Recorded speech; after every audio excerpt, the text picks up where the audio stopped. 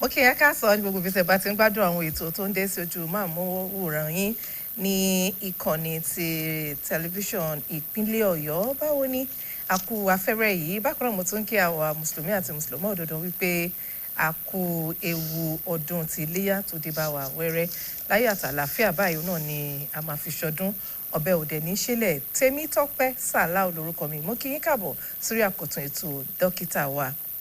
Lónìí lórí ètò Dokita Wa, ọ̀rọ̀ tó ní ṣe pẹ̀lú oògùn lílò. Gẹ́gẹ́ bá a ṣe mọ̀ wípé iṣẹ́ ìmọ̀ ìṣègùn ìjìnlẹ̀ ní tèèbó ó kó àwọn nǹkan oríṣiríṣi sínú. Lára wọn láti rí àpò oògùn, àwọn tó ń to eegun, kódà àwọn elétò ìlera, àwọn nurse, wọn ò gbẹ́yìn nínú àkóónú nǹkan tí ìmọ̀ ìjìnlẹ̀ ti ìtọ́jú lédè ìmọ̀ ìjìnlẹ̀ ìbò tó kó sínú àti ìmọ̀ ìjìnlẹ̀ àwọn dókítà elétò ìlera náà. Oríṣiríṣi àwọn nǹkan ò ní ẹ̀ka yẹn ló kó sínú. A ní bí mo ṣe sọ fún wa, pharmacy, anatomy náà wà ńbẹ̀, microbiology, biochemistry, oríṣiríṣi medical science lab. Nítorí náà ẹ má jẹ́ kó yà yín lẹ́nu wípé Dókítà Wa la pè é. Àpò oògùn òun là ń gbà lálejò lónìí. Nǹkan tí a máa gbéyẹ̀wò lónìí òun náà ni àṣìlò ohun ìlòkulò oògùn. Ẹ jẹ́ kí n là fún yín. Àṣìlò oògùn òun ni kí oògùn tí dókítà tí kò recommend fún wa ká lọ lò ó. Ìlòkulò oògùn ni kí wọ́n sọ fún wa wípé 3 láàárọ̀ àbí 2 láàárọ̀, 2 lọ́sàn-án, 2 lálẹ́. Ká wá ti wá lò bẹ́ẹ̀ ká wá rí pé kíní ìdàbẹ̀ pé kò tiẹ̀ lọ. Ẹ̀yin fi sí máa sọ di 3 láàárọ̀, 3 lọ́sàn-án, 3 lálẹ́, àbí 4 láàárọ̀, 4 lọ́sàn-án, 4 lálẹ́. Ṣé mọ̀ pé it is beyond the recommendation of the pharmacist or the doctor. Torí wa òní wọ́n ń pè ní ìlòkulò oògùn. Àṣìlò oògùn táwọn recommend ni bóyá adélé ìwòsàn kan àbí adébi tán ti ń tóògùn, àwọn ṣọ̀kí lábẹ́rẹ́ aládùúgbò, àwọn over the counter drug tí wọ́n ta máa ń lọ rà káàkiri ládùúgbò. Ẹ̀kan débẹ̀ náà kàn sọ fún wa pé kíní àwọn dẹ̀lélẹ̀ yìí calculation ni àti ìfarajọ bí àtàyè ṣe lánàá náà ni presentation tó sọ náà lélẹ̀. Wọ́n bá ta oògùn fún wa láì ṣe wípé wọ́n ṣe àyẹ̀wò. Ṣé mo sọ fún wa wípé ìmọ̀ ìjìnlẹ̀ ti àwọn àpò oògùn òun ni a máa gbé yẹ̀wò lónìí? Nítorí náà mo ti ní ọ̀jọ̀gbọ́n, kì í ṣe gbogbo èèyàn tó bá di prof nìkan tá ń fi ọ̀jọ̀gbọ́n pè wọ́n prof. Èmi gan lè pera mi lọ́jọ̀gbọ́n because of the number of years that I've put in service, because of my experience on the job and the training that I've acquired in the process of àṣìṣe. Àìkàn ìpera wa lọ́jọ̀gbọ́n ni ìdí iṣẹ́ tẹ̀yin náà bá ti ń ṣe tẹ̀ ti làkúnláká, tọmọ gan ti ń wò yín, tí wọ́n ti ń kọ́ ìṣe yín, ẹ lè pera yín bẹ́ẹ̀. Tẹ́ bá máa pera ẹ̀yin nìkan ni, ẹ má fi síwájú ọkọ yín. Mo ti ní àpò oògùn kan tí a jọ máa tukọ̀ ètò lónìí. Ẹni tí mò ń sọ yìí is a pharmacist, a fellow pharmacy Nigerian, Nigeria and West Africa. Ṣé ti ń gbọ́ báyẹn? Fellow Pharmacy Nigeria and West Africa is a distinguished service award winner in hospital pharmacy in Nigeria. Kudele Keji. Also a merit award winner in Oyo State Pharmacy. He is also Mọ́gàjí tiwa, Mọ́gàjí Bàbá Àsàlẹ̀ nílùú Ìbàdàn wa níbí. Ẹ jẹ́ kí n máa kí Dr. Olúyẹdùn Hamidu Adédìran káàbọ̀ sórí ètò. Ẹ káàbọ̀. Dúpẹ́ lọ́dọ̀ Ọlọ́run pé a tún lè wọ inú iléeṣẹ́ wa yìí pẹ̀lú ayọ̀ àti ìdùnnú. A ò kì í ṣe àlejò inú yàrá tí a ti gbóhùnsáfẹ́fẹ́ yìí. Iléeṣẹ́ náà ò ní jóná. Àmín. Àwọn ibi tí ó dẹ̀ tó kù sí kó tó fi dáa jù báyìí lọ, Olúwa á jẹ́ kó dáa jù báyìí lọ. Ẹ̀yin náà dẹ̀ máa jèrè iṣẹ́ náà púpọ̀. So lẹ́ẹ̀kan sí mo kí gbogbo ará ilé wípé ẹ kú àsìkò yìí o, ọ̀rọ̀ wọ̀ ní dojúrú o, àní fowó rárá tí ó pa wá o, àní ju tí ó pa á sẹ́nu o. ẹ ṣeun gan ni kó tó di wípé àbọ̀sàgbà mi ètò ìgbà tí mò ń ṣèwádìí láti gbáradì fún ètò yìí mo rí pharmacology mo rí pharmaceutical kí ni ìyàtọ̀ àbí ìjọra àwọn méjèèjì àbí nǹkan kan náà níbí. rárá ṣe rí ìtàpín pharmacy ìmọ̀ tó kó ọ̀pọ̀lọpọ̀ ìmọ̀ mọ́ra ni. àwọn ìmọ̀ wo ló yẹ pharmacy kó sí. nínú pharmacy láti rí pharmacognosy nípa ewé àti egbò. bí botany. botany náà ara ẹ̀ ni. botany tiẹ̀ ó tún ra dá dúró ara iṣẹ́ wa náà ni. biochemist.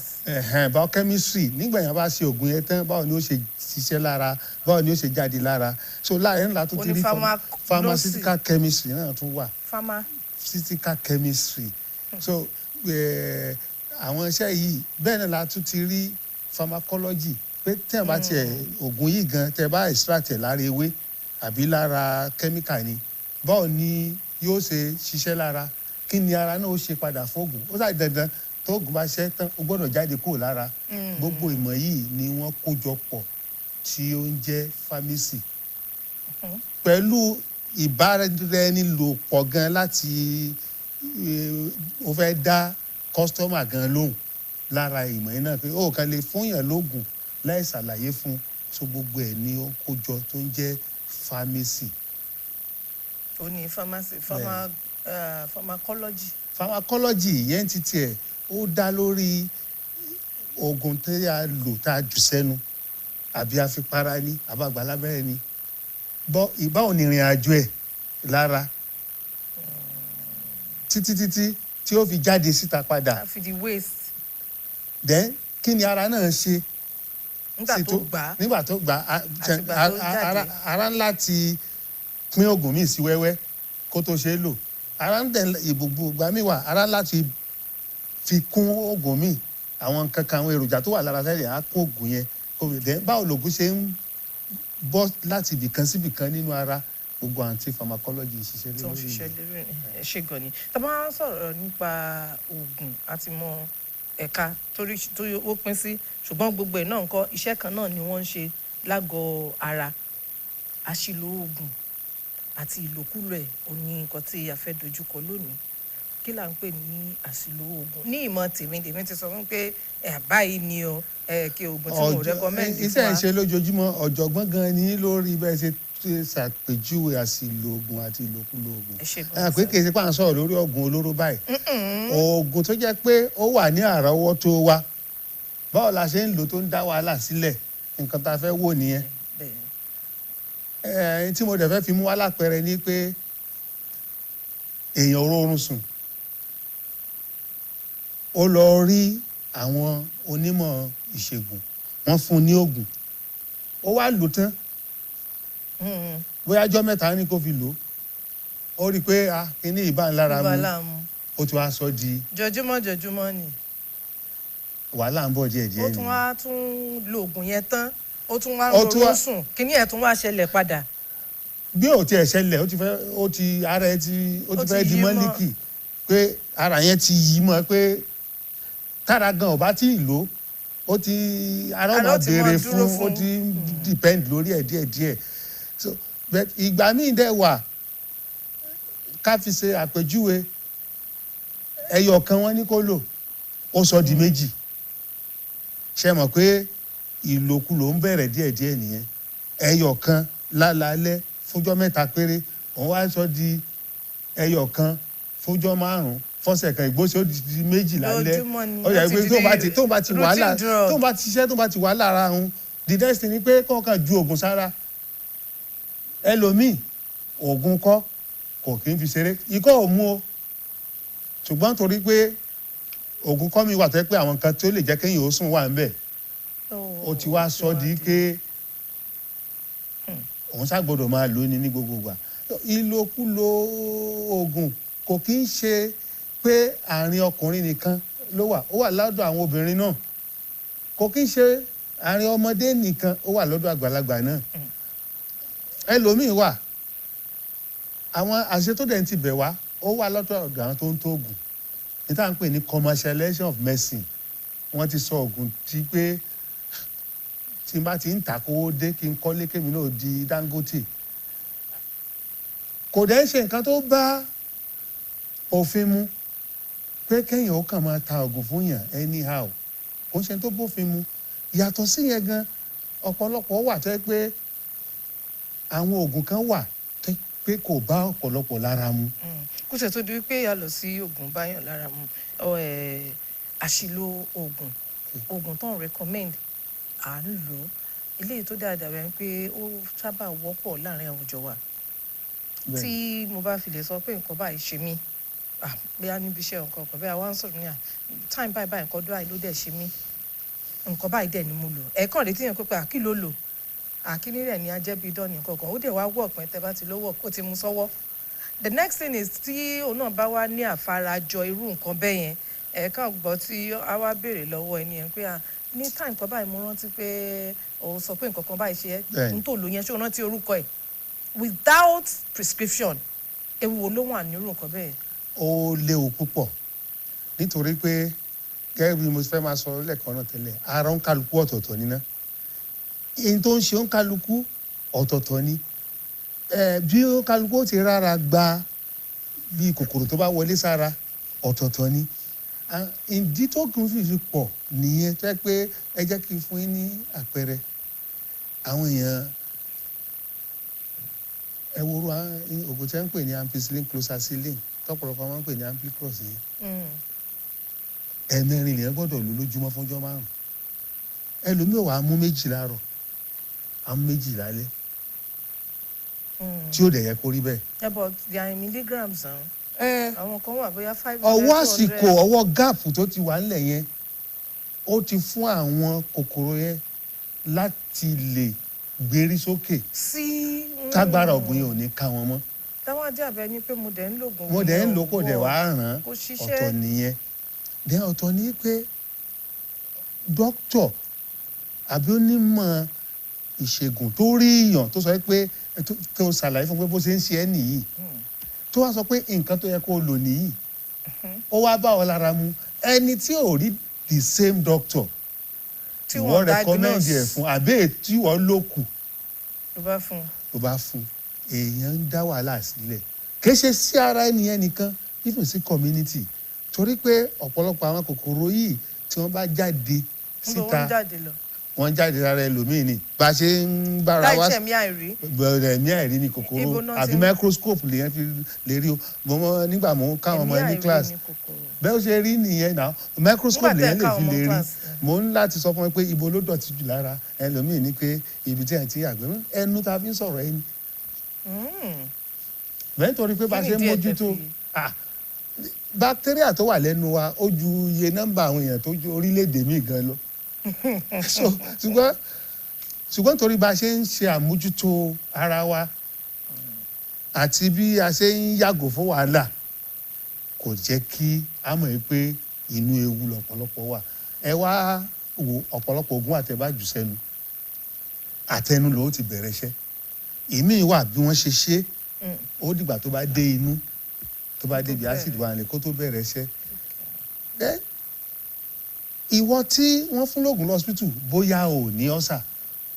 wọ́n kò ti ṣèwádìí wọ́n ti bèrè lọ́wọ́ ẹ. ẹni tí wọ́n gbé oògùn fún ó lè ní ọ́sà tó yẹ pé oògùn tó ń gan fún rẹ̀ tó máa ń gbé inú ni wàhálà tún pọ̀ sí i. and owó tí ò tó nǹkan náà láti lọ mímọ fi ra tí ó tún wá jẹ́ sí wàhálà. adẹ̀ máa ń sọ ńgbà míì kò ń ṣe ẹjọ́ aráàlú nìkan ìjọba náà ní púpọ̀ láti ṣe lọ́nà o kí lẹ fẹ́ kí ìjọba ṣe ìjọba ni ó máa rẹkọmẹ́ndì oògùn. rárá a nídìí ọ̀pọ̀lọpọ̀ àwọn onímọ̀ nípa oògùn òṣìṣẹ́ ètò ìlera ò tó nǹkan. ló wá fà á táwọn èèyàn fi ń self-diagnose ara wọn. kò tó nǹkan ẹlòmíì nìsín dókítà mi ti fa wọ́ọ̀kà rẹ̀ lọ́sítù by the time tó fẹ́ dá patient lóhùn ó ti rẹ̀ gan kò tiẹ̀ gbọ́n tó fẹ́ sọ tán the same doctor náà ni ó tún máa wà ń call ó náà wọ́n tó pè pé operation wà so that's why tí ìwòsàn alábọ́dé inú wa dẹ̀ dùn ní Ọ̀yọ́ state primary health care wọ́n gba àwọn èèyàn púpọ̀ lẹ́nujọ́ mẹ́ta yìí ìrànlọ́wọ́ ńlá ni fáráàlú torí pé ìlera ẹnìkọ̀ọ̀kan wa àròpọ̀ ẹ̀ ní jẹ́ àlàáfíà orílẹ̀-èdè àbí olórílẹ̀ gangan ṣe lè gbòòrò sí ló wọn fi fi lè rówó gbé ṣe nǹkan rúṣẹ́dì sí amáyédẹrùn. ìjọba pé it is wet àti individual level ló ti bẹ̀rẹ̀ nígbà tí àbá wa rí tí àbá rí tẹ́yàn hospital tí ò rí ẹni tó yẹ kó rí àbó mú nọ́mbà àbí kó sọ pé pẹ́ kó tó dé. ẹni consultant èèyàn tí ìdí wọn wá fún un lásìkò tí so wàhálà náà ni so ìjọba náà ó ṣe lè dẹ́ ó wá ku individual gan ìwọ gangan so onífẹ̀ẹ́ ara rẹ ẹ wo ìgbìyànjú BCOS wa láti jẹ́ kárí kámsù ká lò kárí ká gbé lóra tàfi ń ṣèkìlọ̀ fáwọn èèyàn bẹ́ẹ̀ ni oògùn tí wọn bá kò sì gbọ́dọ̀ sú yín má lò ó yẹ kí tuntun tó ti máa jáde sí náà ara ẹ̀ náà la fi gbé ètò báyìí kalẹ̀. kó máa jáde sí nítorí pé àwa wà ní kékeré ńgbà yẹn ó jẹ́ tó ràn wá lọ́wọ́ ó jẹ́ tó entice wa pé we want to know more about this kárí capsule ká lò kárí ìṣẹ́ nípa ni ayọ̀ nípa yẹn these are the things. wọ́n fi àwọn jíngù tó fi ń kìlọ̀ jíngù wà tí wọ́n fi ń fún wọn ní ìwà ọmọlúàbí kó tó máa pọ̀ sí lógo Ọlọ́run iléeṣẹ́ yín yóò máa gbèrú sí ni ojú rẹ̀ ní tì. àwọn ìlòkulò oògùn ẹ lo méjì láàárọ̀ ẹ lo méjì lọ́sàn-án ẹ lo méjì lálẹ́ ó wá rí i pé kò ṣiṣẹ́ bíi àkókò wo sígbà wo kíákíá àwọn oògùn kan wà tó jẹ́ pé kíákíá lè máa ṣiṣẹ́ wọn àbá bóyá ó máa tó wákàtí àbó ní ọjọ́ débi pé àwa nílè ní sùúrù the next thing is mẹ́ta náà kú ní àméjì náà ní kí n lò ayé àfikàn kan pé kí ni ò ṣiṣẹ́. ṣe rí i. pàápàá jùlọ kí wọ́n tí mò ń sọ yìí ó wọ́pọ̀ láàrin àwọn oògùn ara ríro ẹ̀fọ́rí inú mi. ọ̀rọ̀ lẹ́sọ ẹ̀ẹ́dẹ̀ ríwé ẹni tí nǹkan bá ń ṣe ó fẹ́ kó kúrò kíákíá ó fẹ́ kó kúrò kíákíá ara ò ní ni wá ṣùgbọ́n àwa ní tìtorí pé ká má pẹ́ ká padà lọ́nà o. máa ṣàkánjú wáyé.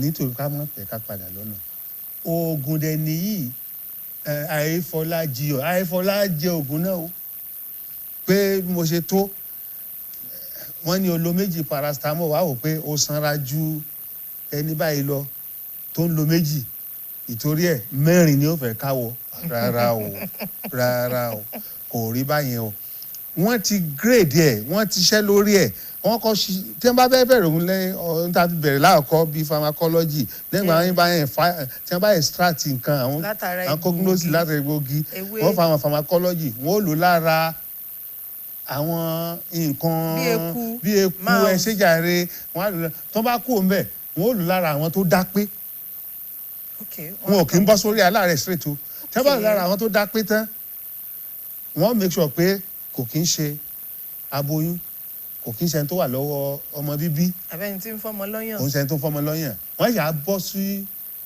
àwọn tó ní àìsàn yẹn gangan. àwọn tó ní àìsàn yẹn wọ́n ṣe wá lọ test ra wọ́n ti iṣẹ́ ti parí lórí eléyìí kí láàbùrọ̀ wa máa fi ra títí ẹ ṣe ẹ̀sipẹ́rímẹ́ǹtì ó wà gbéra rẹ̀ wọ láàbù.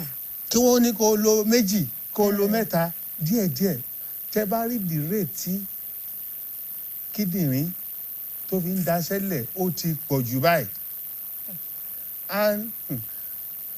ó dẹ̀ níye tí wọ́n fi ń ṣe flushing ó dẹ̀ kéré jù wọ́n ó ṣe mẹ́ta ní ojúmọ́ ní ọ̀sẹ̀ ká ní 150,000 lẹ́yọ̀kan ìwọ tó yẹ pé wo sálárì rẹ ojú 100,000 lọ tó wá ń fi oníàdìpọ̀ oògùn bá kídìnì àti lífà jẹ́ ọ̀pọ̀lọpọ̀ tí ọlọ́run má dẹ̀ ká rí wàhálà lífà àti kídìnì kò sí tó dá kárí wàhálà ẹnu ara lórí ọkàn náà tí wàhálà yẹn bá ti dé kéèyàn mọ̀ pé wàhálà ti wọlé ìnáwó ti wọlé kò sí sinmi fún ìdílé mọ́ so àwọn oògùn kéékèèké ló lè mọ̀ ń fà.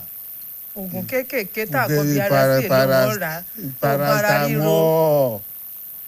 paracetamol ẹlòmíì ò lò pọ̀ mọ́ ibuprofen yóò tún lọ aspirin máa tún wá fa alábùkún sí i nǹkan kan náà gbogbo tó ń lo yes kébí lára egbò wà lé àwọn kan tiẹ̀ wà sóyẹ pé tí wọ́n bá fẹ́ ṣiṣẹ́ alákàpọ̀ ni. wọ́n á kà pọ̀ wọ́n á dẹ̀ lò so ara òro wọn o orí ò fọwọn ẹ̀dòdò wọn o ṣùgbọ́n torí pé so tó bá ti á dé stage kan ara wọn wà tí a tolerate ẹ̀ Mhm. wàhálà ń bọ̀ nìyẹn tára ò bá rí tolerate yẹn ni pé ká ní méjì ló ń lò tẹ́lẹ̀ ara lè gba mẹ́rin tí ò ní mọ̀ pé ò ní wàhálà kò dé sí nǹkan tí ó kù kò sí ní tí ó ń sí ṣe lákòókò yẹn. kò ní rí ní tá à ń pè ní adverse drug reaction pé bóyá òyì kọ nǹkan ṣe nínú so yóò máa accumulate ni ó ti ń tolerate ni tó bá wá yá yóò àdí pé tí ò bá rí gan kò ní nísinmi kẹlòmí ò tó sùn lálẹ́ a rí ẹnìkan wọ́n mọ̀ pé kí ló lè fà á tí ẹni yìí tó máa fi ní kidney problem by the time tí wọ́n fi ń bí léèrè pé for the past 20 something years kò lè ṣe láì lo aládìpọ̀ lálẹ́. tí wọn recommend fún tó recommend kò rán yàn ó ṣẹ́ sọ rẹ̀ di pharmacist tó sọ rẹ̀ di doctor. a kàn dá sẹ́nu ní so gbogbo kinní yìí ó ń fa wàhálà. mo béèrè ìbéèrè kan lẹ́ẹ̀kan wípé àwọn oògùn kan wà níjọ́ ní bóyá oògùn kíákíá ló máa ṣiṣẹ́ o ó máa ṣiṣẹ́ ó di bóyá lẹ́yìn bíi wákàtí bíi oye wákàtí mẹ́jọ àbúrò tó bóyá bíi ọjọ́ kẹta lẹ tó máa bọ́ṣẹ́ oògùn yẹn o débi fáwọn èèyàn wọn á lè ní sùúrù láti dúró. bẹ́ẹ̀ ni oògùn kíákíá wà báyìí ọ̀tí ẹ̀ mọ́ gbogbo ẹ̀ abẹ́rẹ́ yára ṣùgbọ́n ó lálébù tó pọ̀ tí wọ́n bá lọ ṣe mistake mú abẹ́rẹ́ tí ò yẹ kí wọ́n mú fún yàn tó jọra wọn àbí lébẹ̀ ẹ ti sí kúrò àti dá padà ó máa ń le o àti pé tí wọ́n bá ti lo abẹ́rẹ́ tí wọ́n ti fún yàn àti mú padà kúrò lára iṣẹ́ ni so abẹ́rẹ́ then àwọn tábìlẹ̀tì oníkíákíá náà wà irú ẹni tí ó ní bóyá ìfúnpá wọ́n lè ní pé kó kàn fi sí abẹ́ àwọn àbí ẹni tó ní tá à ń pè ní angina pectoris tí yóò kàn àyà ó sọ kì tí a fi pé òun ní pain lọ sí gbogbo bí apá báyìí àwọn oògùn ẹ̀ náà wà àwọn oògùn kíákíá náà bẹ́ẹ̀ táwọn nǹkan yòókù á láti ní sùúrù tó bí ó kéré jù ogún ìṣẹ́jú kéèyàn tó ní ìfẹ́ ti oògùn mi torí pé tábìlẹ̀tì yẹn ní tó wà ní tábìlẹ̀tì yẹn gbogbo ẹ̀kọ́ ní oògùn ṣọ́ọ̀kì ní ilé tó. ṣọ́ọ̀kì díẹ̀ wà ń bẹ̀ starch wà ń bẹ̀ tí ó sìn dọ̀hún so nígbà bá dọ̀hún yóò kọ́kọ́ break down wọ́n wá break down dissolution wà then absorption wà. ok ṣọ́ọ̀kì yẹn ni dissolution. bẹ́ẹ̀ tí yóò kọ́ eléyìí ó bá eléyìí tí ó bá lè yàgbé lọ oògùn gangan wà àárọ̀ wà fa oògùn tó ní kó tó dé ibi tí ó ti ṣiṣẹ́. nígbà tí èsì pé operation lèèyàn fẹ́ ṣe tábà sọ pé wọ́n ó fi gáàsì sí ní mú. oògùn yẹn ni ó wọnú àgọ́ aró sì ní iye ìgbà tó ó dẹ̀ ní iye ìgbà tó gbọ́dọ̀ lò tó máa fi ṣiṣẹ́. àwa ní sùúrù. ẹ̀dá jẹ́ oníkànjú. ọlọ́run ní jẹ́ àmọ́ nira. ara òní ni gbogbo wa ṣùgbọ́n síbẹ̀ náà àwa gbọ́dọ̀ sọ pé ká má pẹ́ ká padà lọ́nà ká tún wá dá wàhálà míì kan tó ń ṣe wá. ṣe ẹ sọ nǹkan kan lẹ́ẹ̀kan náà tí mo fẹ́ mẹ́nu bà náà drug interaction àwọn oògùn kan wà ẹ gbọ́dọ̀ lò mọ́ra wọn bẹ́ẹ̀ni àwọn oògùn kan wà olóògùn tẹ gbọ́dọ̀ lò mọ́ kódà àwọn oògùn kan wà gan gbọ́dọ̀ jẹ àwọn oúnjẹ kan pẹ̀lú ẹ̀. àwọn oògùn kan tún ń bẹ náà tó jẹ́ wípé tẹ́ ẹ bá lò ó mo rántí ìgbà kan tá à ń lo oògùn malaria kan wọ́n ní ká lọ mu milk. àwọn oògùn kan náà tẹ wà tẹ tó gbọ́dọ̀ mu mílìkì pẹ̀lú. bẹ́ẹ̀ni bóun la ṣe dá gbogbo àwọn ilé náà tí àfin tó ń fowó wa lọ ra wàhálà tó ṣẹlẹ̀ ní pé irú ìdánilẹ́kọ̀ọ́ tá à ń fúnra wa yìí náà la máa fúnra wa àti àwọn tó jẹ́ pharmacist náà à ń bá wọn sọ̀rọ̀ ẹ máa gbélé iṣẹ́ yín ẹ máa dúró síbẹ̀ ẹ jẹ́ káwọn èèyàn ó máa rí yín pípẹ́ wà ń bi iṣẹ́ sódà tí wọ́n bá ní láti béèrè béèrè torí ìbéèrè mi ò ń ṣe orí afẹ́fẹ́ face me and face me ní ìbéèrè mi then ẹnìkan ò lè dáṣẹ́ ṣe náà láfi láwọn bíi pharmacy technician náà. ìmọ̀ wo làwọn yan ní technician.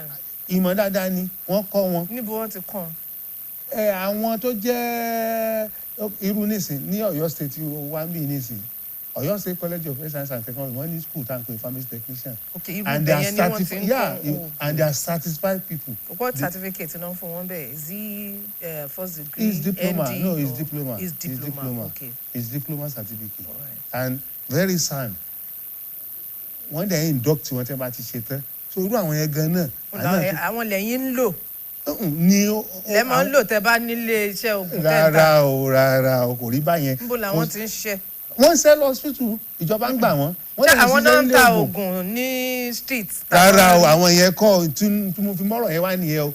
Ìyàtọ̀ wà láàrin àwọn tó ń ta oògùn tí wọ́n rù káàkiri títì àtàwọn tí wọ́n ní ṣọ́ọ̀bù tí wọ́n tó ní ṣọ́ọ̀bù tó yẹ pé tí wọ́n bá gbọ́ pé àwọn pharmacy ń bọ̀ wọ́n sáré gbé ṣọ́ọ̀bù wọn tì ọ̀tọ̀ làwọn yẹn. Then àwọn kan wà tíjọba tó fún ní àṣẹ láti máa ta oògùn à ń pa yẹn ní patient vendor like PPMFL. Àwọn yẹn náà ó ní ibi tí agbára wọn mọ tí wọ́n gbọ́dọ̀ tà. Irú àwọn yẹn wọ́n ń ta oògùn ní àbáwọn náà recommend. Wọn ò lè recommend. Àwọn tí wọ́n ń ta tí wọ́n ṣí ṣọ́ọ̀bù oògùn káàkiri ládùúgbò. Wọn ò lè recommend. Wọn ò lè recommend. Ẹ má sọ wọ́n di doctor tẹ́lẹ̀ wọn ò lè recommend o. ẹ jọ̀ọ́ torí Ọlọ́run ẹ bá mi pa àwọn èèyàn tó nǹkan bá ti ń ṣe lọ́wọ́ lọ wọ́n ń gábẹ́rẹ́ báyìí o. èyí tá à ń pè ní over the counter ni wọ́n ń fún wọn láì kí wọ́n ó tà pé bóyá orí ń fọ́ ẹ fún mi ní paracetamol. Àwọn nǹkan kéékèèké báyẹn bí kò vitamin C even ìdágbẹ́ kò débẹ̀. ìdágbẹ́ kò débẹ̀. wọ́n ń jẹ ìfúnpá wò báyìí. wọ́n ń fún èèyàn lómi tí wọ́n jókòó tí wọ́n bomi kọ́. èké dáyé lásàdì àkómọ èké ni gbogbo yẹn kò ń ṣiṣẹ́ wọn. àwọn náà mọ̀ pé òun ṣiṣẹ́ àwọn. wọ́n ti gbaṣẹ́ mọ́ yín lọ́wọ́ nìyẹn. nínú nǹkan pharmacy gan iṣẹ́ tiwa náà ó níbi tí ó mọ tá a fi gbọ́dọ̀ refer. so ṣùgbọ́n torí pé mo sọ nǹkan lẹ́ẹ̀kan commercialization of medicine òǹkàlùkù ṣàfẹ́ ọ̀nà àbáyọ owó kò wá jẹ́ kí a dúró lórí ẹ̀tọ́ ìtọ́lọ́wọ́ bá dẹ̀ ṣe fún yàn ló máa ṣe fún yàn. ẹ jọ̀ọ́ nítorí Ọlọ́run mo fẹ́ kẹ́ ẹ lo ọlá àkókò yìí pẹ̀lú ìmọ̀ yín láti sọ fún àwọn aráalé àwọn tó ń ta oògùn tó ń ṣí ṣọ́ọ̀bù oògùn káàkiri ládùúgbò tí àwọn èèyàn lọ ń bá ẹ̀yà Ṣadé ẹ dákun nítorí Ọlọ́run ìfúnpá mi àyà mi ń ṣe túpẹ́ ìwọ̀n tó ẹ jókòó ìfúnpá yìí ga ọ tí ẹ ń ronú ni ó dà ẹ mọ nǹkan tó ṣẹlẹ̀ oògùn ni ó kà fún wọn pẹrẹpẹ. ibi àṣejù wọ́n gba abẹ́rẹ́ wọn ṣojú ẹ bá wa sọ fáwọn èèyàn ibi tí ìmọ̀ wọn mọ́. ibi àṣejù ti ń wáyé nìyẹn. kí wọ́n yé pa àwọn èèyàn sára. gbogbo wa náà ni à ń láti jí gìrì torí tí ò bá kàn ẹ́ ó lè kàn èèyàn rẹ. ìwọ tó jẹ́ pé ìwé tí wọ́n fún ọ ìwé pé nǹkan báyìí tó sì ṣẹ̀záàmù ni kó máa tà tó wá kọjá ẹ̀ béèyàn ò bí ẹ Ọlọ́run á bí ẹ. torí àti jẹ bẹ́ẹ̀ ni bẹ́ẹ̀ ni tó lọ sọ́kò ó ní. even tó o bá jẹ́ pharmacy ṣé tí wọ́n bá kọ́ ẹ ní anatomy kọ́ ẹ physiology ṣé wọ́n ní kó o lọ fi ṣe operation. iṣẹ́ tó o bá ti débi refer kó o refer ní tí referral fi wà nìyẹn. ìwọ tí wọ́n fún patient medicine license. tí a ń gbẹ̀bí gan. o ò tó bẹ́ẹ̀ kò dẹ̀ bá òfin mu tí a bá bẹ̀rù ènìyàn ó yẹ ká bẹ̀rù Ọlọ́run torí pé o tọwọ́ bọ̀ wípé o ò ní wúrò bàbá yẹn ṣùgbọ́n nígbà tó yẹ pé gbogbo ohun tó ń ṣẹlẹ̀ ń bí yìí tẹ́ ẹ bá jáde sí ìfihàn ordinary Republic of Benin bẹ̀ yẹn kò rí bẹ́ẹ̀. àwa kàn sáà bí ìgbà tá a yẹ hànà mọ́ra wa lọ́wọ́ nǹkan kan ṣẹlẹ̀ lẹ́nu ọjọ́ mẹ́ta yìí a fẹ́ wo látàbújá wọ́n rán àwọn èèyàn wá kò ṣe àwọn ikọ̀ tó wá last week wọ́n sà á pọ̀ pé àwọn tó ń ta oògùn a fẹ́ ní rẹ́kọ̀dù àwọn tá a dẹ̀ ní rẹ́kọ̀dù ẹ jẹ́ ká físìtì wọn. mo fọlọ́run bàdúgbò yẹn láti rí àánú ti mọ̀ nísìn méjì péré la rí nígbà àdúgbò yẹn ti tóbi tó àwọn arìn àdúgbò yẹn tá a fi dé àkùfò wo wọn ti gbé ṣọ́ọ̀bù wọn tì. ní àkùfò. no àti ẹ̀bá àdé lákùfò akọjá lọ bẹ́ẹ̀ ni kò ní ìdíkà dárúkọ àdúgbò yẹn wọ́n ti mọra wọn. kí ló ṣẹlẹ̀ ń bẹ̀. wọ́n ti gbé ṣọ́ọ̀bù tí ń bá wọn pé illegal làwọn ń ṣe. ṣé ẹ ti sọ fún wọn pé ń bọ̀ ń bẹ̀ ni. ó dandan ká sọ pé à ń bọ̀ ọ̀tọ̀ nígbà tá a sọ pé à ń bọ̀. tẹ bá fẹ́ mú yàn. rárá eléyà fẹ́ mú wọn. ẹ kàn wọ́n. bí ìdánilẹ́kọ̀ọ́ then tó ti gbàwé àṣẹ then tó ń ṣe nǹkan tí ó yẹ kó ṣe. á dẹ̀ dáhùn àdúgbò míì á dẹ̀ bá dáadáa pàdé mẹ́ wọ́n ṣe dáadáa tó yẹ pé ìta fojú rí ní nǹkan tó yẹ ká bá ń bẹ̀ ó ṣeé ṣe o tá a bá kú o bóyá wọ́n ṣe nǹkan mi ò bẹ̀t wọ́n ṣe dáadáa bẹ́ẹ̀ irú àdúgbò tá a wí yìí àwọn èèyàn yẹn náà ẹlòmíì ò ti rọ́jú mi torí wọ́n rí pa dààmú gan tá a bá pẹ́ ẹlòmíì á ní ẹnìkan tiẹ̀ kúrò lòun wà ní tíátà mi òun ṣe tíátà ni àbí wọ́n sọ operation fún ṣẹ́mọ̀ ibi tí àìmọ̀kan tó ṣe wọ́n dé ọ̀sẹ̀ tó tó wá tẹ̀lé ẹ gbọ́ pé wọ́n ti àwọn ṣọ́ọ̀bù kan wọn ò kàn ṣàdédé ti ṣọ́ọ̀bù a ti lọ síwájú láti máa sọ fún wọn pé ẹ ṣe lé àwọn tí wọn ò tẹ̀lé òfin àwọn yẹn ni wọ́n ti ṣọ́ọ̀bù wọn kódà ó kan fámẹ́sì mi pé bí kí wọ́n má bá fámẹ́sì níbẹ̀ wọ́n kàn bá àwọn ọmọ àwọn tẹ̀lé àwọn fámẹ́sì ò ní right láti train o patient medicine ò ní right láti train o it's against the law ọmọ tó bá wá iṣẹ́ lọ́dọ̀ ẹ ó níwọ̀n ní tó gbọ́dọ̀ ṣe ó dẹ̀ sọ sálárì ẹ̀ fún rárá kódà tí ọlọ́pàá ní right láti mú wọn. àwọn ọmọ tó jẹ́ pé wọ́n parí junior waec JS3 bẹ́ẹ̀ ni ṣé òun pa kòkò jẹ́ ẹ̀mọ̀ kan mo fẹ́ lọ kọ́ṣẹ́ doctor ọmọ mi ó lè mú F9 mélòó kan adé ló fẹ́ ṣe doctor. yes bó bá tiẹ̀ rí yóò bá mú kó lọ ṣe tó bá dẹ̀ ti rẹ́ nìkan tó bá dẹ̀ mọ́ tó ní change lọ wọ́n dẹ̀ sí ṣọ́ọ̀bù ògo fún wọn tó gùn eléyìí ò ran ìlú lọ́wọ́ kò dẹ̀ ran àlàáfíà tiwa náà lọ́wọ́. owó wá fẹ́ pọ̀ jù ẹ̀yin náà sọ nǹkan kan sí pé kíndìnrín ó ń ṣọṣẹ́lẹ̀ liver ń bàjẹ́ ọkàn ń ṣe túpetúpe kò sí nǹkan míì àṣìlò oògùn ní àti lókun. bó ṣe rí nìyẹn àṣìlò oògùn ní 70 let's say 90% wàhálà tá à ní nìsín gan ọ̀pọ̀lọpọ̀ oògùn ló fi ń gbé ara yóò sì lábọ̀ tó bá yá. a ò di dandan oògùn ló fi ń gbé ara á dẹ̀ lábọ̀. ṣé mo à ń sọ̀rọ̀ nípa ìlòkulò àtàṣìlò oògùn nígbà tó bá wá rí tó ń rí i pé kò sọ́nà àbáyọ mọ́ nínú àwọn oògùn tí àwọn tó nímọ̀ yìí ń ṣe ẹ̀dẹ̀ sọ nǹkan kan sì pé nínú ewé nínú egbò òun náà lè ti ń fa oògùn yìí jáde ṣé wá rí i pé àwọn èèyàn ti wá gborí íńtánẹ́ẹ̀tì kan sí tí wọ́n ti wá yí ojú wọn kúrò lórí this kí lorúkọ ẹ̀ the real medicine gangan oògùn gangan drugs àwọn ní kàn padà sí di ewé àti egbò nítorí pé kí ni ògìlẹ̀ tẹ̀ ń lò yẹn tán tún fi ṣọ́ọ̀kì sínú ẹ̀ tán ti fi oyin àti àwọn omi àti nǹkan kan míì sí ẹ wá máa mu original abádalágbo wọ́n ti fẹ́ gbàṣẹ mọ́ yín lọ́wọ́. fake wọn nǹkan iṣẹ́ ara ṣẹ wa náà ni kódà ní aṣí ilé oògùn ní aṣí ilé pharmacy wa ní Thursday bàbá wa Olúbàdàn ló bá a sí àánú àtún sọ fún wa pé ká má gbàgbé àwọn ewé àti egbò iṣẹ́ wa ní. pharmacist kan ló ń ṣe ewé àti egbò tá à ń rí àwọn tó ń jọ pé ẹ bá rí lè ìyá mi alágbo ni bàbá mi alágbo ni gbogbo ẹ̀ ni wọ́n kọ́ àwọn náà wọ́n ti wá gbaṣẹ́ mọ́ yín lọ́wọ́ báyìí. wọ́n ò gbaṣẹ́ ojú ọ̀run tí ò léwu. ó léwu nítorí pé àṣìlò náà wà lọ́dọ̀ tiwọn náà. ṣé bẹ́lẹ̀ tẹ̀ là ń sọ yìí pé méjì láàárọ̀ méjìlá táwọn èèyàn tún mú mọ́ bẹ́ẹ̀ ni wọ́n sì tún mú jù bẹ́ẹ̀ lọ. àṣìlò tibẹ̀ yẹn náà pọ̀ tó gbogbo ẹ̀ láti gbọ́dọ̀ máa fún ẹ lẹ́kọ̀ọ́ èyí tá à ń sọ yìí gan náà ó kún àṣìlò ògo ewé àtegbò náà pọ̀ àwọn èèyàn wá dẹ̀ ń gbìyànjú láti standardize ẹ̀ NAFDAC ń gbìyànjú PCN àwọn náà ń gbìyànjú ká tó ẹ̀sẹ̀ sọ àwọn ẹ̀ka tí wọ́n wà ṣùgbọ́n nǹkan tó wà mẹ́ẹ̀ ni pé a ní láti bára wa sọ òótọ́ ọ̀rọ̀ àti oògùn òyìnbó ni o àti oògùn ìbílẹ̀ ni o kò sí èyí tí ò sí lòkulò ń bẹ̀ o kò sí èyí tí ò sí lòkulò ń bẹ̀ nígbà wọn bá fọ́ ẹlòmíì ní àgómù wípé kó lò lẹ́ẹ̀mẹ́ta ọkàn dá sí orí kinní ni ó ti lo 1.5 okùn 1.5 ó bẹ̀rẹ̀ sí yàgbẹ́ yóò dèrò hospital náà kan yìí èyí tó bá ṣe dáadáa ni yóò mú gbẹ lọ́wọ́ ìmí. èyí tó tiẹ̀ tún mú gbẹ lọ́wọ́ tó ti tún ba nǹkan jẹ́ nínú ara ń kọ́. ìmí ló ń ba nǹkan jẹ́ lára ni.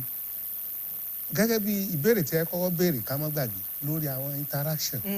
drug interaction. ìyẹn pọ̀ irú nísìn ẹlòmíràn lọ nǹkan bíi tetracycline nǹkan bíi yóò fi tí ìlú kò bá mu rárá ẹlòmíì gan fi ògógóró lo oògùn kò bá kó mu ba wá. lè tètè ṣiṣẹ́ ni àwọn oògùn ìbílẹ̀ kan wà Bẹ́ẹ̀. wọ́n ní tẹ́ bá ti mú ẹ fi sínú kíní ni ògógóró just to extract it lọ́pọ̀lọpọ̀ Local wà fún. gene. To extract láti extract ẹ ní. ó tètè extract ìdomi lọ omi tẹ́ bá lo omi tí kò ní tètè tí ẹ bá yọ wá ní sùúrù tó fi sílẹ̀ tó toró. àmọ́ torí kíní ti jíìn yẹn máa ń tètè toró. Nítorí pé stimulant ni yóò jẹ́ kórí ó gbá yágíyágí fúngbà díẹ̀ síbẹ̀ náà yóò dẹ̀ sọ di dìdìrín díẹ̀. ló bá máa mú pọ̀ ló bá máa mú jù. So à ń láti wà very careful. Ẹ wo oògùn kan kò common dáadáa mọ́ nísìn oògùn ibà ní alpha ló ń jẹ́ alofantrin gbà kan méjì ni ẹ kó popular gbà kan tí wọ́n bá ti ju méjì sẹ́nu ẹlòmíà ju méjì sẹ́nu lẹ́yìn oúnjẹ tó pọ̀ tó bá dẹ̀ sùn ó lè má jí mọ́ torí pé it will be highly bioavailable that is yóò jáde oògùn yóò nígbà tó gò jáde tán sára láti ṣiṣẹ́. oògùn yẹn ń gbà yẹn kí ló fà á tó fi di wípé ó mú àìmọye oríṣiríṣi jáde. It attack the heart. ṣé kó tó di pọ́n gbóògùn yẹn jáde wọn ò ṣèwádìí. wọ́n ṣèwádìí o. kí wá ló fà á. kò sí nǹkan kan tó ṣẹlẹ̀ ju pé àṣà bíi ológun ni o wọ́n á ti sọ fún yàn tí ẹ bá fẹ́ lò báyìí àwa la máa ń lò bó ṣe lù wá ẹlòmíì tó bá ẹ jẹ́ kí n fún lápẹẹrẹ ògùn tí wọ́n ń pè ní fusin grisofufin tí a máa ń lò fún ọmọ náà à ń bí kòkòrò nárùn kankan. tí èèyàn bá jẹun tí ó jẹ ń lépo dáadáa tí èèyàn wá lò èèyàn á rí bí orí ó sì máa fọ́ yẹn torí á wà release gan. drug reaction. bẹ́ẹ̀ ni orin tara tìyẹn pẹ̀lú oúnjẹ oògùn mi náà dẹ̀ wà wípé ìmí ó displace ìmí kúrò ní ààyè ìgbà míì ó yẹ kó oògùn ó dúró síbi àwọn ọ̀rá tó wà lára díẹ̀ á wá máa release díẹ̀ slowly but nígbà tó bá lóògùn míì mọ ìyẹn á gbá yẹn dànù kúrò ńbẹ̀. But ó ti ṣe wọ́n prescribe ẹ̀ mo ti rí nǹkan tó jẹ́ pé wọ́n prescribe oògùn fún lọ́sítù ni oògùn ibà yìí especially ó dẹ̀ ló bọ́n ṣe ní kò lò Ọlọ́run ni ò pa nígbà tá a bá jáde ẹ̀ báyìí ojú kan báyìí kò ríran ojú kan ẹsẹ̀ kan náà tún ti gùn kan lọ bẹ́ẹ̀ ni ó dẹ̀ sábó lóògùn ṣe ní kò lò ó kí ló lè fa ọ̀tọ̀ ní tí wọ́n pè ní adverse drug reaction. advance nìyẹn. adverse drug reaction no kí wọn ní kéèyàn lo nǹkan méjì kó yẹ pé méjì náà ló lò wá yíwọ́. irú eléyìí tí mo sọ yẹn. adverse drug reaction nìyẹn ìmí ìwà gan tẹ pé tẹ bá fún yàn lábẹ́rẹ́ yẹn irú àwọn procaine penicillin ó lè nalẹ̀ kó dẹ̀ gbàbẹ̀ lọ tẹ̀ báyìí ti rí ìdẹ́bi tọ́jú ẹ̀ bẹ́ẹ̀ ni so doctor ní ìdí ìmọ̀ sí pharmacist ní ìdí ìmọ̀ sí ọ̀tọ̀ ni pé ìmọ̀ kí ń tó kìí ṣe pé wọn ò mọ nǹkan tí wọ́n kọ but ara ń kálukú yàtọ̀ the way ti ara ẹlòmíì nìyí tó bá gbé kọ́ọ̀pù ọtí kan. No, don't fake drug. No. Adverse drug reaction. O la máa ń record sínú yellow form. Tó bá padà wá, ìyẹn tó bá ní luck láti padà wá. So nǹkan àdẹ̀ ní record púpọ̀ nílùú. Tó bá ní record, tó bá padà wá, ó pay. Solution wà ní tí ò bá wá máa ń kọ́. Tí ò tó lọ gbọ́ ògùn míì kún. So it's an issue. So kò ń ṣe àsọ̀ọ̀sọ̀ tán ni lórí oògùn ìlòkulò dáa pé too much of everything is bad bó ṣe oúnjẹ gan náà téèyàn ò bá jẹ bó ṣe yẹ kó jẹ wàhálà dé. àwọn kan wà náà tẹ̀ ṣe nítorí jẹ́rú ọlọ́ àkókò báyìí dọ́ àkókò wa ti ń kẹnu bodò a lè sọ́tán lónìí náà kí ni onílúbúlúbú tẹ sọ lẹ́ẹ̀kan tó ní lúbúlúbú báyìí tí wọ́n bá mu ọtí ẹ̀rí tí wọ́n gbọ́n sọ́wọ́ wọn ò sọ fún yín pé kì í jẹ́ kó tí ó pààyàn ńlá là tẹnu báyìí funfun tó wà nú ọ̀rá funfun ó ti pẹ́ báyìí tipẹ́tipẹ́ wọ́n máa ń fi wọ́n wà bù sọ́wọ́ wọn ò là báyìí. ìmí náà ń jẹ́ lé erin gbà yẹn oríṣiríṣi ní àwọn èèyàn sì ń mélòó nù wọn ló kù nísìn a fi kú yọra wa o mélòó ló kù. so alcohol àti oògùn tabalóògùn. kò ń ṣe alcohol is a drug on its own oògùn l'alcohol. ó wá lò ó wá ń pa àbí orí ń fọ́ lọ́wọ́. àní oògùn ni alcohol fún rẹ̀ o tún wá lò mọ́ oògùn mi. irú oògùn wo ni alcohol ṣe lára. irú iṣẹ́ wo. tí wọ́n bá ẹ jẹ́ ká mú báyìí tí wọ́n bá kọ́ fi díẹ̀ sẹ́nu especially àwọn social drinker ara yẹn á lè dáadáa ká ní ẹni tí ò lè bóbìnrin sọ̀rọ̀ tó bá ti ta díẹ̀ sára orí yẹn á gbá yágíyágí but after some time a máa depress ṣe à ń pé stimulant la pé ó ti di depress lẹ́ẹ̀fì rẹ lómi tí ó kàn sùn lẹ́gbẹ̀ẹ́ gọ́tà ó ti ṣiṣẹ́ ẹ̀tàn nìyẹn ó wá bẹ̀rẹ̀ iṣẹ́ burúkú tó yẹ kó ṣe lára ẹ̀. so kò dáa kéèyàn máa fi ọtí líle.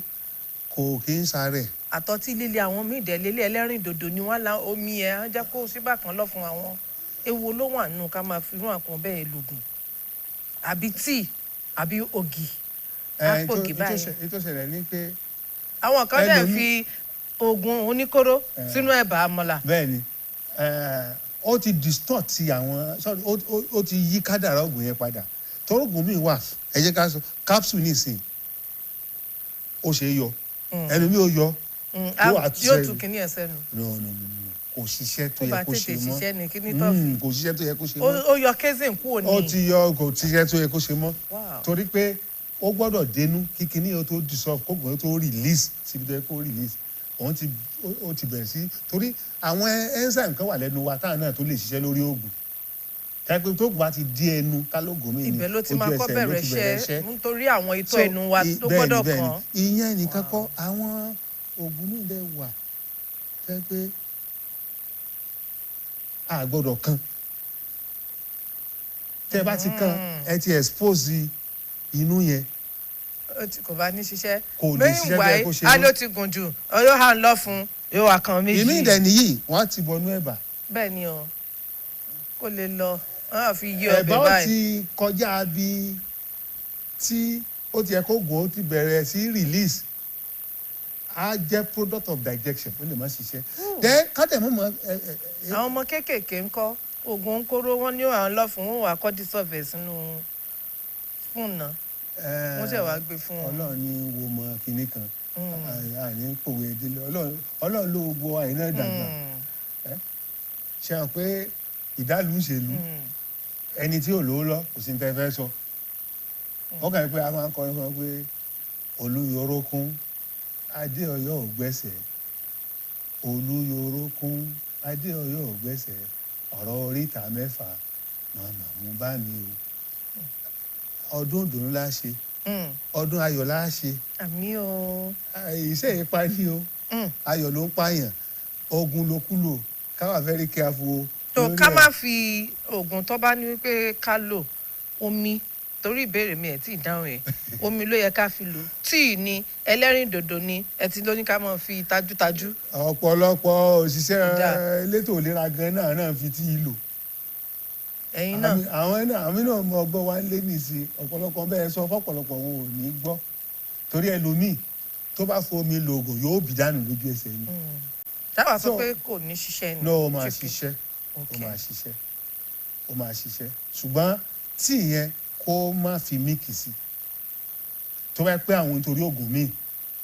so àwọn oògùn kan wà tó jẹ́ pé kò gbọ́dọ̀ milk. bẹ́ẹ̀ni irú ẹ̀ ni àwọn bíi tetracycline group wọ́n pọ̀ náà báyìí antibiotics míì tẹ́ pé míìkì ìmíì dẹ́ wà tí míìkì bá mú.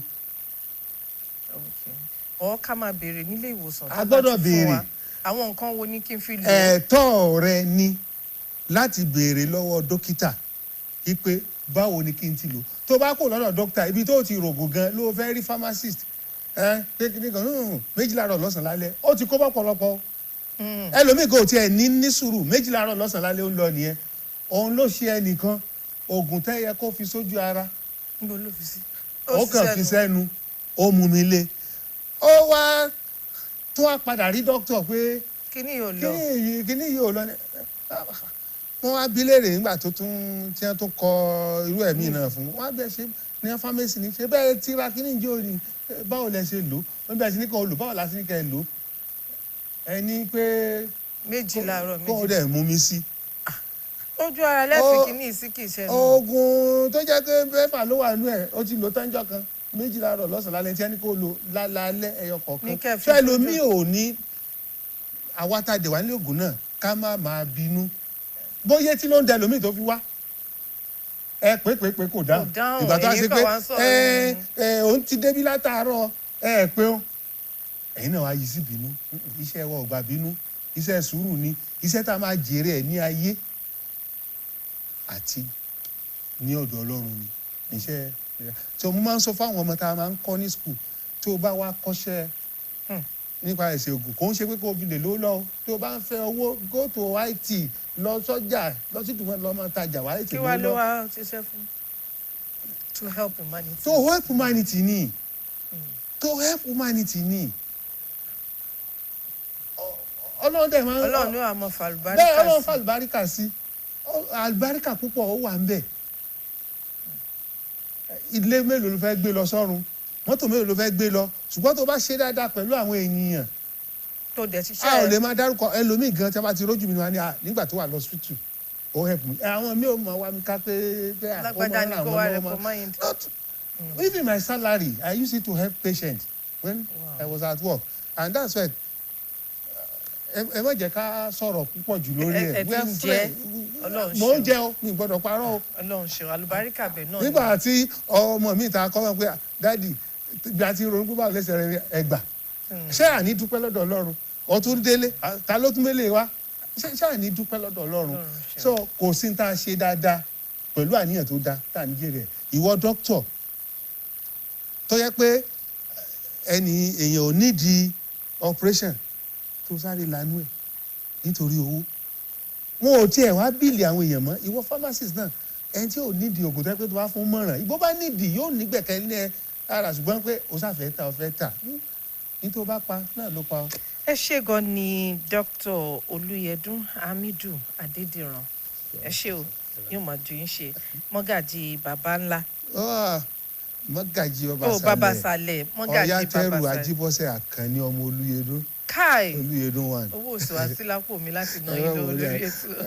Ẹ ṣé gan ni yóò máa ju yín ṣe o. tó yín ara lé lọ́jọ́ mẹ́jọ lápò. Èmi náà dé tó bá kùsùn dúpẹ́ lọ́wọ́ BCOS o, torí pé àwọn ìyá wa ọmọ Bóníkè àwọn bàbá wa àwọn tó ti retire gan nígbà tí mo ṣe retirement ní 2021 they all come fully, they cover it free of charge. free of charge. Ẹ ṣé gan ni o. iléeṣẹ́ yóò ní bàjẹ́ o. gbogbo aláṣẹ BCOS wọ́n ń dúpẹ́ lọ́wọ́ yín pátápátá o.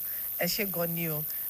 Lágbára Ọlọ́run lọ́jọ́ mẹ́jọ àpò ògùn, iléeṣẹ́ tó ń po ògùn àti ìbáṣepọ̀ tó wà láàrin àwọn àpò ògùn òun ni nǹkan tí a máa gbé yẹ̀wò lágbára lọ́wọ́ Ọlọ́run, the relationship between the pharmaceutical company and pharmacists. Kọ́lọ́run ọba. Àwa náà dẹ̀ jíṣẹ́ yín fún àwọn èèyàn wa wọ́n gbọ́dọ̀ máa wáyè wa máa yọjú sí yín lóòrèkóòrè. Wọ́n wá sọ pé àwa tá a máa ń wá ń gbà ti rìtáyà, so àwọn ìyá tó bẹ̀ ni wọ́n gbé wa jáde lónìí kò ní bàjẹ́ o. olóòtú mi nìyẹn, that's my producer ọmọ Bóníkè Làwà.